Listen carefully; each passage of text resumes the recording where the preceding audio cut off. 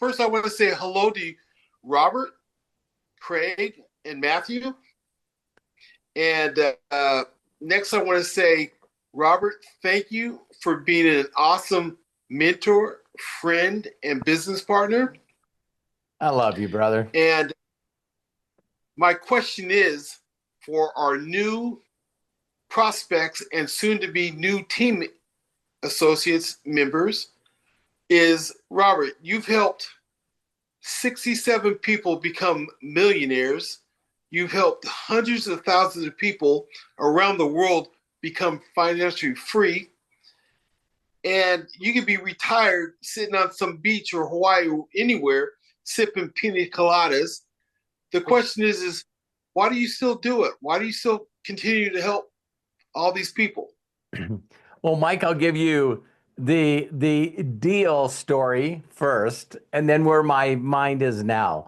At one of the darkest moments in my life, when I had a doctor say I couldn't be a mechanic anymore, and I really gave up on myself. I haven't done that except for once in my life, and I've had some really bad times, but I sort of gave up on myself and told my wife now that's been with me for 40 years, we're just thinking about that, where I told her, you need to go back to Montana and I'm not a provider for you. I don't deserve to be, your mate at that time. I was just her boyfriend. And I really gave up on myself. So at a time when I was at my darkest, I got down on one knee and I basically just shouted out to God and just said, God, listen, I'll go into the ministry. I'll do whatever. If you're trying to get my attention, you got my attention. I surrender all. And I said, just give me a direction. Just give me a direction. And if you do, and I get out of my current situations with your blessings, your grace, and your mercy, I'll do the rest of my life doing that for others. And it was like a week later, I get a call from Sean Hennigan. That's what I wrote in my book. He introduced me to my mentor, and I listened to him say as little as possible to as many people as I can, as fast as I can, and just got into that imagination aspect of, wow, what if I could actually have 100 people responsible for my income? At that time, it wasn't hundreds of thousands. It was like 100. I was set in gold on 100, and that happened. So I introduced 71 people to the company. 11 of them got in. Six of them made me a millionaire. And to be bold with you, Mike, he honored his deal. I just want to continue to honor mine. And there's this thing that I know it's not true, but it's true for me, is that I feel like as soon as I stop finding people that I can get them to imagine how much someone else like God loves them and how much they can love themselves and think of themselves as miracles so they can imagine a better future for them and their family. Um, I just feel if I stop honoring that deal, then that's okay then for God to pull back on his deal, his blessings, even though I know he wouldn't. I just mentally in my mind want to do that. Yesterday we had a podcast and it was funny, Mike. I seen a picture of George Foreman and they were asking him, the guy walked into his office and the only big picture he had on his wall is him being knocked out on the canvas from Muhammad Ali. And the guy asked him, you won all these world championships and you knocked out more people than anyone as a heavyweight.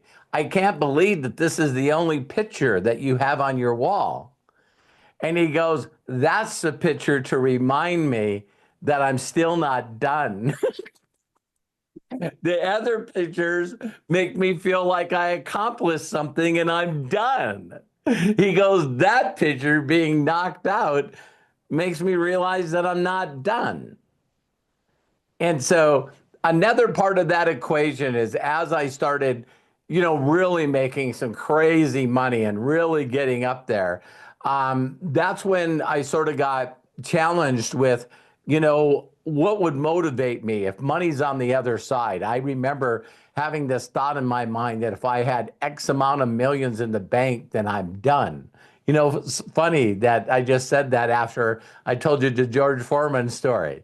And it was like, it's like I already got these awards. I already did that. I already did this. I already did that.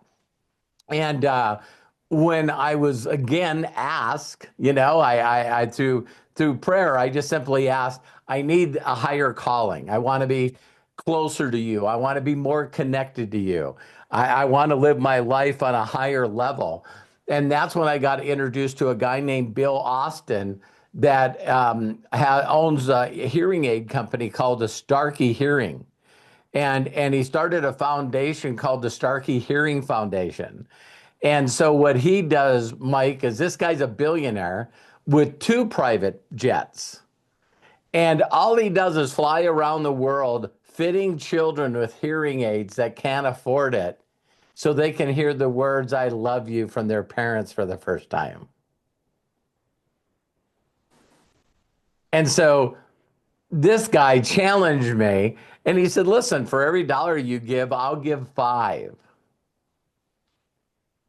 And I was just like, that's what I want to do. And through that and St. Jude's Children's Hospital is when I had a group of Matthew and Angel that came up to me and said that they were called to do an orphanage called Jesus Way.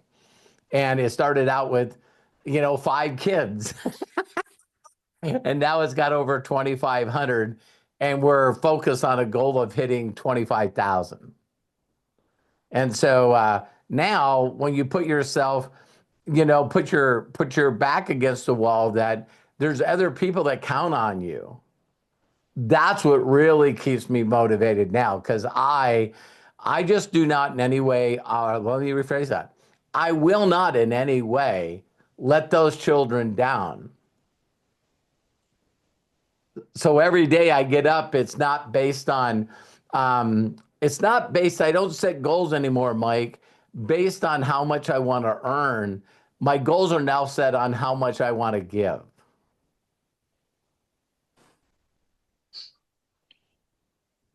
So that really puts you out there.